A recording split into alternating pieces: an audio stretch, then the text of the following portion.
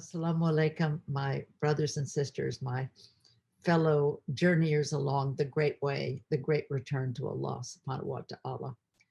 So I was just thinking about something, we've just brought out the Ghazali children's series, and I just had to work on the book of fasting for children, many of whom are not fasting, but they can fast.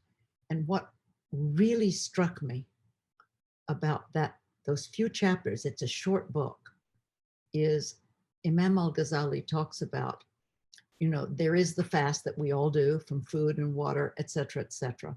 But then there's the fast, where we fast from using our tongue in the wrong way, from listening to the wrong things, from letting our feet carry us in the wrong way, and other levels of that.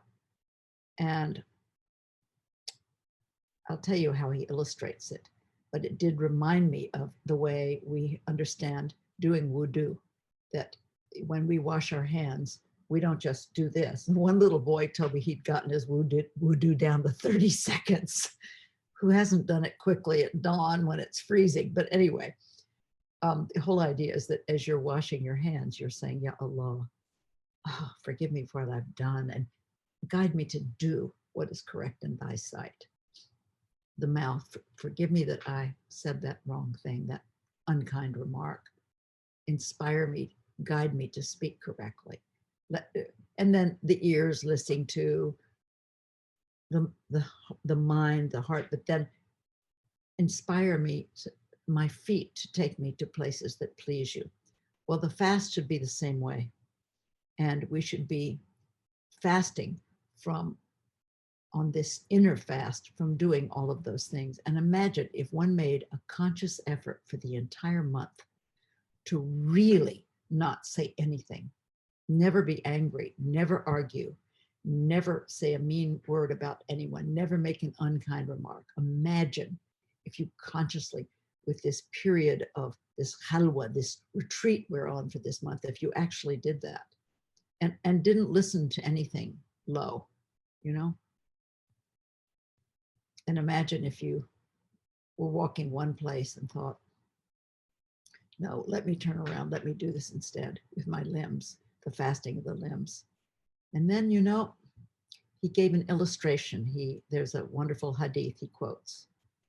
And this really struck me. The Prophet, peace and blessings be upon him, must have been during Ramadan, an old lady or two ladies, I forget, came to him and said, we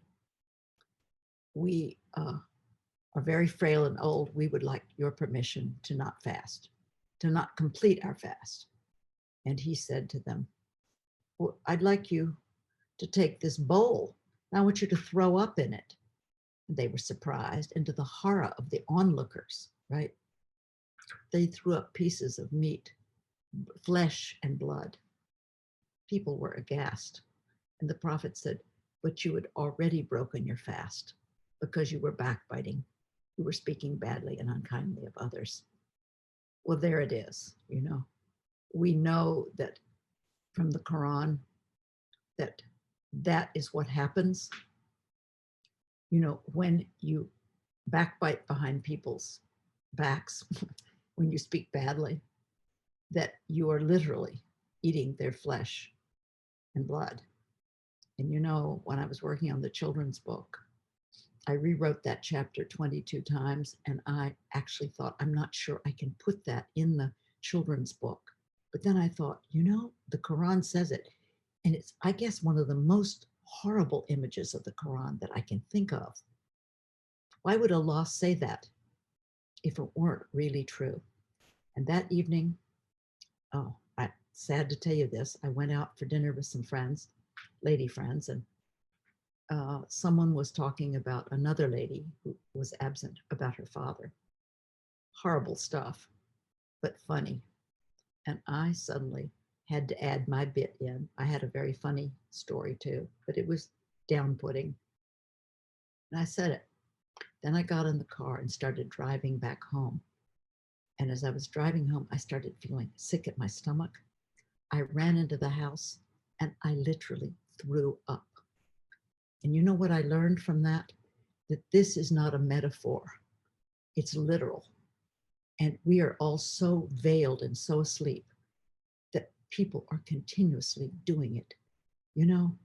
And like, I mean, even just think of the Muslims, you know, she's going to hell, he's a kafir, they're no good. We shouldn't say anything.